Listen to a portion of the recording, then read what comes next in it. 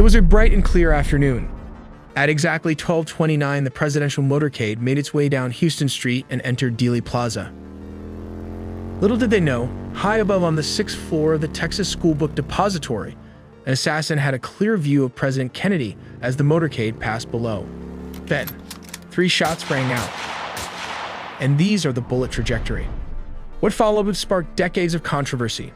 The bullet trajectories with the bullet curving through the limousine, the autopsy with missing signatures, and the infamous two-shooter theory, all of it remains a mystery to this day. Since the President Donald J. Trump has released another 80,000 JFK files, we'll take a deeper look at the Central Intelligence Agency alleged cover-up. More details, all in the video ahead. On October 24, 1956, Lee Harvey Oswald dropped out of high school and joined the U.S. Marine Corps, where he received training as a sharpshooter. Interestingly, on October 31, 1959, Oswald defected to the Soviet Union and began working at an electronics factory in Minsk. After a year, on June 13, 1962, Oswald returned to the United States with his wife, Marina, and their child, settling in Texas. Oswald rented at P.O. Box number 2915 at the Dallas Post Office under his real name, a rental he maintained until May 14, 1963.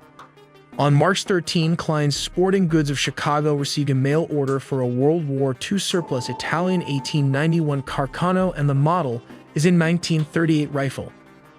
The order totaled $21.45, $19.95 for the rifle plus $1.50 for postage and handling, and was placed by someone using the alias A. Hidell, an alias known to be used by Oswald. The rifle, which came equipped with a 4x scope and bore the serial number C2766, and was known for its effective range of around 500 meters with accurate shooting capabilities up to 800 meters depending on the specific model and shooter proficiency. It holds 6 rounds in its internal magazine, loaded using a 6-round end-block clip.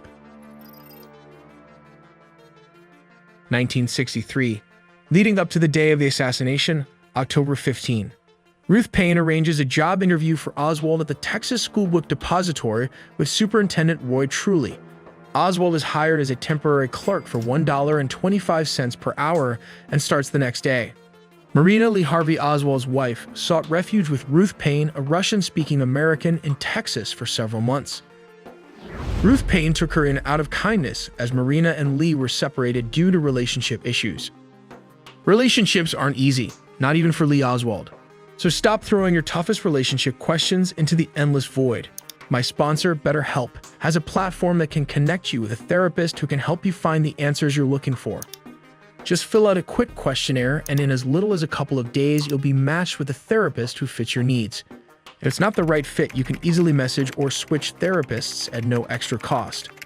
Scheduling appointments is effortless, and every therapist on the platform is carefully vetted to ensure they're highly qualified. You can have one-on-one sessions that are tailored to you. With over 7,000 reviews and a strong 4.5-star rating on Trustpilot, BetterHelp is a platform you can trust. And it's not just for romantic relationships. Therapy can help improve all kinds of connections in your life. Click the link in the description or go to betterhelp.com/AITelly to get 10% off your first month of therapy. Before the shooting, at 7:23 in the morning, Oswald arrives at the depository with Buell Wesley Frazier. When asked about a long paper-wrapped package, he dismisses it as just some curtains. At 8:45 a.m., President Kennedy addresses the Fort Worth Chamber of Commerce. By 10 a.m., with the weather clearing, Secret Service agent Wynne Lawson removes the bubble top from the presidential limousine, Kennedy's way of staying accessible. Kennedy has made it clear he wants to be open and accessible. He prefers riding without a bubble top and without agents crowding the back of the limo. This is how the motorcade works. First comes the pilot car manned by officers of the Dallas Police Department. This automobile preceded the main party by approximately a quarter of a mile.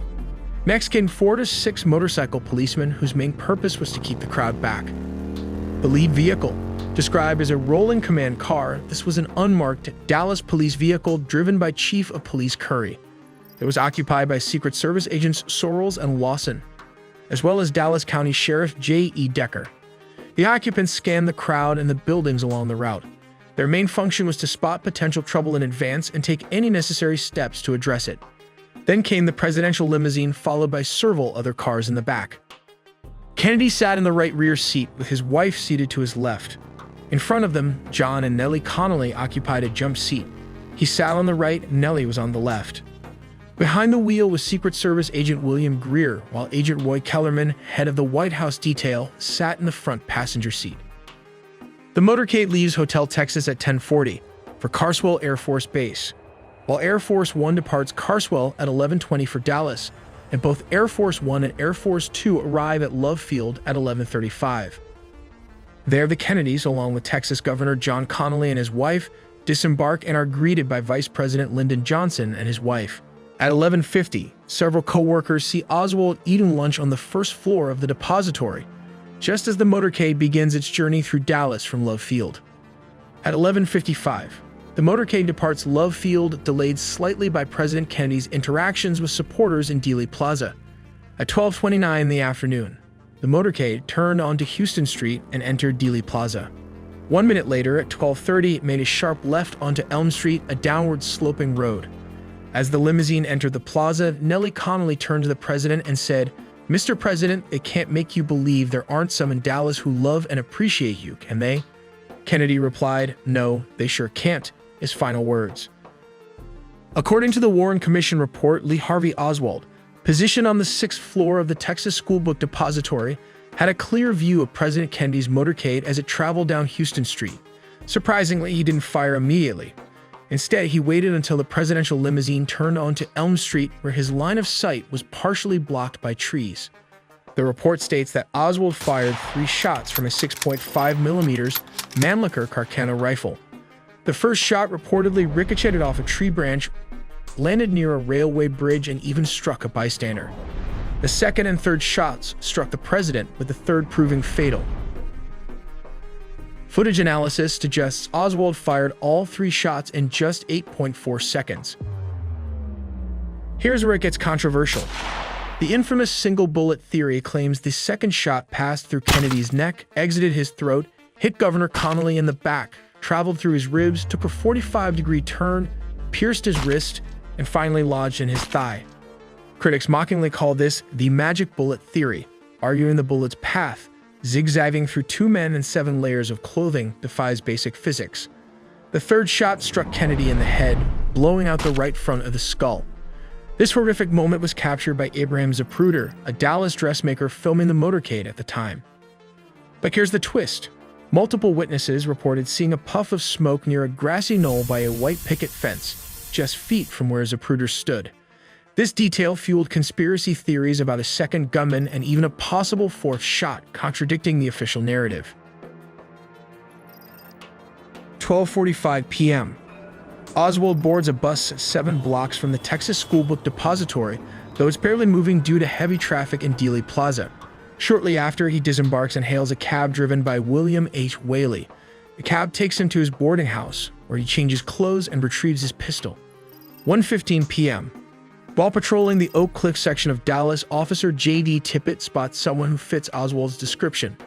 Moments later, a civilian's voice crackles over the police radio. It's a police officer. Someone shot him. 1:26 p.m. Vice President Lyndon B. Johnson departs Parkland for Air Force One. As he and Mrs. Lady Bird Johnson leave, she notices the flags lowered half-mast. Assistant White House Press Secretary Mac Kilduff confirms that Kennedy has died. 1:40 p.m. Oswald sneaks into a movie theater showing War is Hell. As police begin to search the theater, the lights are raised and Officer Nick McDonald spots him among the seats. Approaching Oswald, a suspect exclaims, "This is it," and draws a revolver. In the ensuing struggle, Officer McDonald cleverly positions his finger on the pistol's hammer to prevent it from firing. The altercation intensifies when Oswald punches one of the officers, who retaliates with a punch that leaves Oswald with a black eye. The president's body was then transported for autopsy. But here is the controversies with the autopsy. The Warren Commission's case for the single bullet theory hit a snag with Commission Exhibit 397, a diagram of Kennedy's wounds drawn by Dr. Boswell. Though Admiral Berkeley, Kennedy's personal physician, had signed it as verified, his endorsement mysteriously vanished when the diagram was published. Without his signature, the commission avoided questioning Berkeley about inconsistencies, leaving a glaring gap in accountability. Dr. Boswell later backtracked, testifying that the bullet entry point he'd marked too low was actually higher, suddenly aligning with the theory's needs. But science refuses to cooperate. Even if the bullet had entered Kennedy's neck, CT scans reveal a brutal flaw. The shot would have smashed into his cervical vertebrae's bony transverse process, deflecting or mangling the bullet. Yet the pristine bullet presented as evidence showed no such damage, making its alleged path anatomically impossible. In short, the theory hinges on erased signatures, revised testimonies, and a bullet that defies physics, a shaky foundation for history's most infamous conclusion. JFK was assassinated on November 22, 1963. 2 days later, on November 24th, Lee Harvey Oswald was escorted to the basement of Dallas Police Headquarters for transfer to a more secure county jail. The scene was chaotic. Cops, reporters, and live TV cameras crowded the room as Oswald walked in. Suddenly, nightclub owner Jack Ruby lunged from the pack, pulled out a hidden .38 revolver, and shot Oswald dead in front of rolling cameras. Ruby was tackled instantly. He later insisted he'd acted out of grief over Kennedy's death. From 60 to 80,000 JFK files, these four stand out as the most important. This is Central Intelligence Agency relationship with Kennedy uncovered. One document reveals that Schlesinger warned President Kennedy about the CIA's growing influence on American foreign policy. While not directly linked to the assassination, the memo highlights the tense relationship between Kennedy and intelligence agencies. Perhaps the most intriguing piece is a 7-page memo from John Garrett Underhill, which has fueled conspiracy theories suggesting that the CIA played a role in Kennedy's assassination. You can read the full memo yourself with this link in the description. Then here's another one: the CIA's knowledge of Lee Harvey Oswald. For years, the CIA denied having any prior knowledge of Lee Harvey Oswald. They insisted they were not monitoring him, tracking his movements, or intercepting his mail. However, newly released files reveal that Oswald had visited both the Cuban and Russian embassies in Mexico City and had, in fact, been under CIA surveillance. The most shocking revelation is a letter from a man named Sergei, sent to the British embassy, warning the CIA that Oswald had returned to the United States with plans to assassinate President John F. Kennedy. Yet, the agency failed to alert the Secret Service. Had the Secret Service been aware that Oswald was working in the Texas Schoolbook Depository, there's a strong chance Kennedy's motorcade route would have been changed, potentially altering history.